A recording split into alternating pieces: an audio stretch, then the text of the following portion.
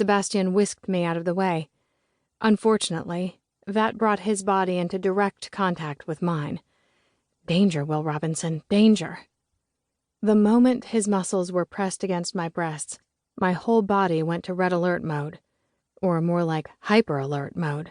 Pulse racing, breathing erratic, brain on the fritz. Lady parts. Well, let's not discuss the lady parts. So when he leaned down closer to my face, I could only squeak in response. I stared at him as my body betrayed me, and I bit back a moan. This is the Crown Prince. Get your shit together. I was his royal guard.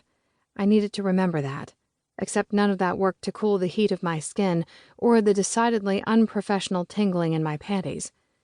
This is a job. This is a job. You will not lust after Sebastian Winston. My body had zero interest in obeying. Our eyes locked for just a moment, and his lips parted.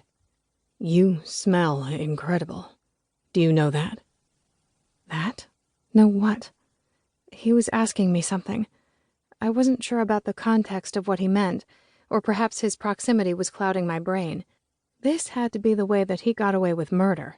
He would dull the senses and the rationality of any woman in a 6-block radius.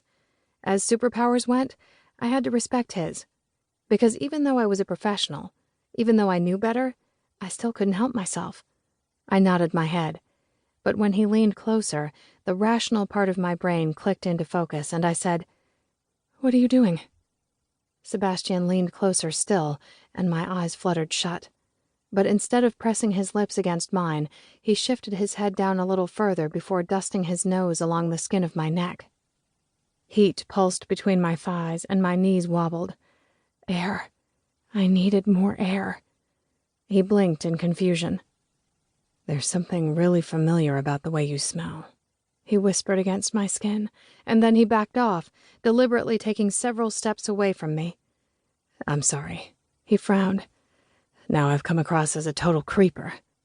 I shook my head to clear it. I'm just going to the ladies' room. He began to open his mouth as if he wanted to protest, but then he shook his head. Look, if you change your mind, please let me say thank you. I'll buy you a drink. I shoved away from the wall and forced my legs to move toward the restroom. Nope, I'm good. See you around. And then I ran to safety, far away from the prince, far away from the job I was supposed to be doing. When I shoved into the restroom, it was crowded as usual. Ariel pushed away from the sinks. Where have you been? Your comms were down. Are you okay? I stared at her for a long moment. You are not going to believe what just happened,